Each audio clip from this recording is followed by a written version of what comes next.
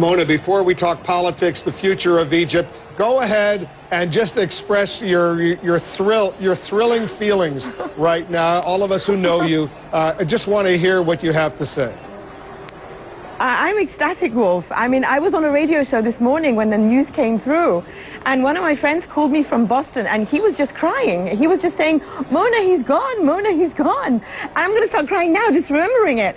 And I went back on the radio show, and I was just bawling my eyes out, telling them I cannot express to you how ecstatic we all are. There's a long road ahead, no doubt. But this is the happiest day of my life, and we have to stop and celebrate and salute those courageous Egyptians who in 18 days, in a beautiful and peaceful way, brought down a dictator of 30 years. It's a wonderful moment. I cannot be happier. I'm so proud to be Egyptian. And so what do you say about now former President Mubarak? Was he courageous in his final act, agreeing to step down, or basically had no choice and good riddance? What do you say to Mubarak? Well, first of all, I've got to say, as an Egyptian, it's wonderful to say former president, because we have not been able to do that in a long time.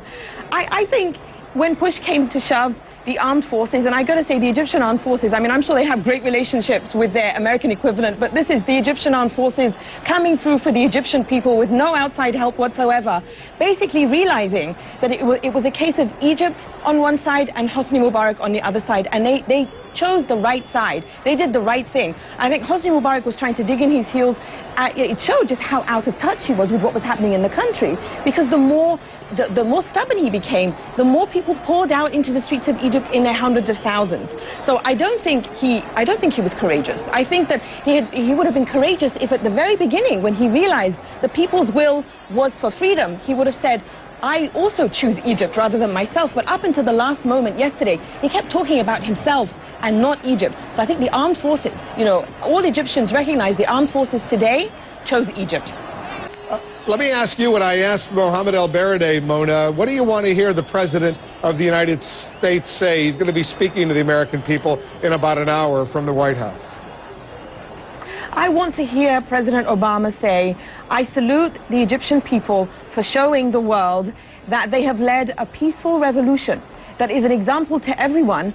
And I also salute the armed forces for choosing Egypt, but I tell the Egyptian armed forces that it's very quickly time to move aside and make room for a civilian government in Egypt, because one of the demands of everyone in Egypt who joined this pro-democracy march and revolution was to get rid of Mubarak and his regime, but also to keep Egypt, or to make Egypt rather, a civilian state, because we've been ruled by army men since 1952. So I think it's very important to get that moral support from the outside.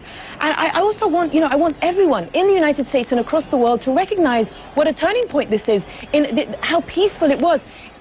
Think of every young Arab now watching what happened in Egypt today and what happened in Tunisia, and they are understanding that through this empowerment, they can bring about change in their countries peacefully. That is an incredibly intoxicating and empowering message, because all we hear from the Middle East is violence and, you know, passive or violent Arabs. We have now seen active, proactive, empowered Arabs showing the world we can bring about peaceful change. It's a wonderful message.